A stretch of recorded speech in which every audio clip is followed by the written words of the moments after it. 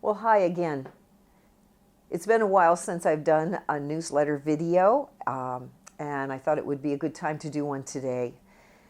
We've been busy, you and I, with the busy summer, but now we've got termination dust on the mountains, and kids are back in school. Things are going full bore again. So I thought this would be a good time to do a video and talk about some of the issues that are going on and have gone on during the time when you and I were both pretty busy.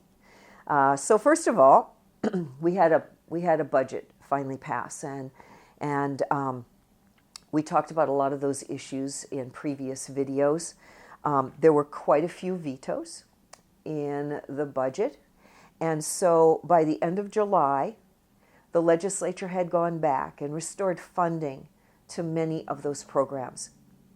Student scholarships, for example, benefits for low-income seniors who count on a tiny benefit from the government, from the state, to buy their medicine, to buy food.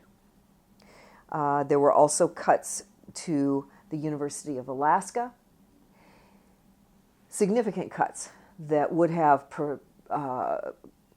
significantly changed that university to the negative. There was also something called swept funds. So we have funds in government that automatically spin off earnings that are used in different ways, student scholarships being one of them. Those funds were being removed. The legislature had not known about that until actually the beginning of moving that money had started.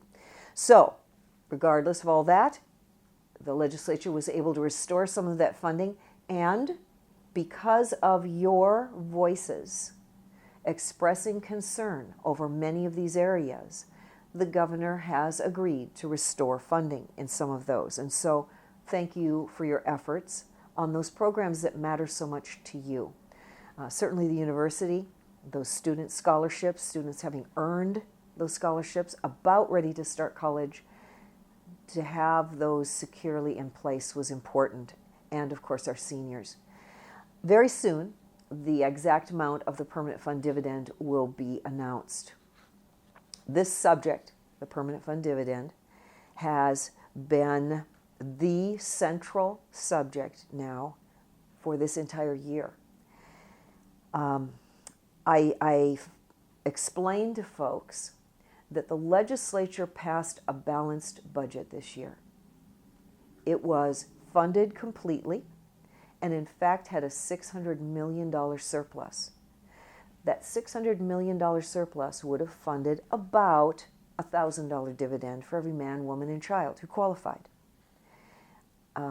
In order to meet the $3,000 dividend that the governor was insisting upon, would have required much more than we had in savings, would have required us overdrawing the permanent fund itself, overdrawing the earnings reserve account.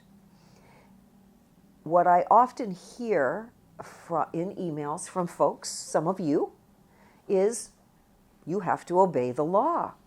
I want to clarify here that the law was changed. It was changed last year and implemented for the first time this year. We now are under a law that defines a percent of market value, and that defines how much can be taken out of the earnings reserve account to use for the dividend and for government. So the law was changed. We now have competing statutes on the books, and we would like to clarify them. And that's really what the discussion has been this whole regular session, first special session, second special session, and still hasn't been solved. But regardless, I just want you to know that we are continuing to work on that.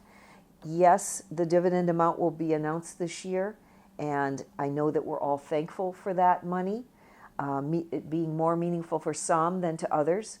But the fact of the matter is government services like clearing our roads, maintaining health services, maintaining our education programs, our schools, is important to everyone as well.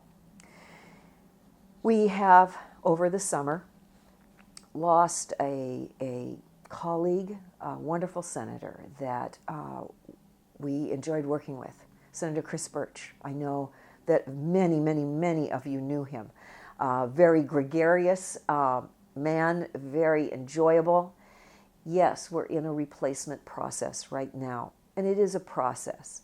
Again, I am hearing from a few of you saying that we should appoint certain people, understand that the Senate Republicans will consider all appointees that the governor sends forward. Many times we know these individuals in a way that perhaps you don't, and that is part of a decision-making process. So I know many of you did not like the outcome of the recent appointment, and many of you did. So it is true that both the Senate and the governor have authority in that appointment. This Senate Majority Caucus is focused on being reasonable, responsible, rational. We look at the data, we look at the budget numbers, and we are attempting to craft the best outcome for the future of our state. I know that it doesn't always agree with each person's individual ideas of what the best thing is, but we put our heads together and we are trying to find a reasonable middle ground. Like you, I love this place where I was born, and like you, I am looking always to its future and doing the right thing for a good, prosperous future. Like you, I want to see crime curtailed. I have experienced crime in my personal life. I know probably not all, but most of you have as well. I want to see our children educated and prepared for good jobs. I want to see business prospering here in our state. You know, maybe you don't care whether Nordstrom's is here or not. I get that. At the same time, Nordstrom's employed people who came to our restaurants and coached little league teams and things like that. So we're all in this together. I am looking for ways to move the state forward. But this can only happen if we make rational choices today. And so, it may be things that you disagree with, but rational decisions mean making decisions where a budget balances, at the same time having the compassion to look at the human needs of our communities and people who perhaps are not that well off. For example, our seniors that are counting on that very, very small stipend from the state. It's easy for opponents to use name calling. And circular firing squads certainly seem to be happening a lot, but none of that is productive. I don't know how many of you remember that old toy. I don't know, perhaps it's still out there. I haven't noticed lately. It was called an Etch-a-Sketch. And you could turn it upside down and shake it and turn it back over and start drawing the picture over again.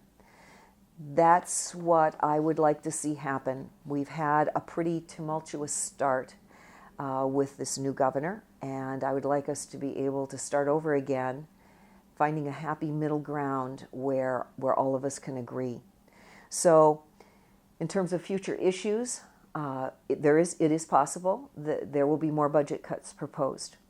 They have to be rational. They have to be incremental. We need to have growth in our resource industry. We have that opportunity on the North Slope, but that can only happen if we have a reasonable, stable, and predictable fiscal climate for business in this state. Growth of any industry means more jobs, and that's what we need. When we talk about a homeless problem, I would like to see the availability of more jobs for folks to be able to have good paying jobs and support themselves and have places to live. I support all the groups that are working hard to solve our homeless problems. We need to improve our education outcomes. I think we all agree on that. That again requires compromise, discussion, finding that middle ground, not just cutting programs, cutting funding for schools. The balanced budgets cannot consume the permanent fund. We've got to find a solution that defines what the dividend will look like and how much of that percent of market value will go to support our government services. Those balanced budgets are going to have to take any surplus and add it back into our savings accounts, which have been decimated. Some of you may be aware that we have a retirement pension program. We are still climbing up the mountain of that pension liability. That has to be taken into consideration also as we think about the size of permanent fund dividends going forward. I'm going to continue to work with all the legislators and citizens, all party affiliations, and all parts of our state. We can find solutions together to promote healthy families, support prosperous businesses, and see an increase in good paying family supporting jobs in our state. I am very optimistic about our future. These are challenging times, but we've been through them before. Certainly all of you that were born here as I was before statehood know those difficult times we've been through.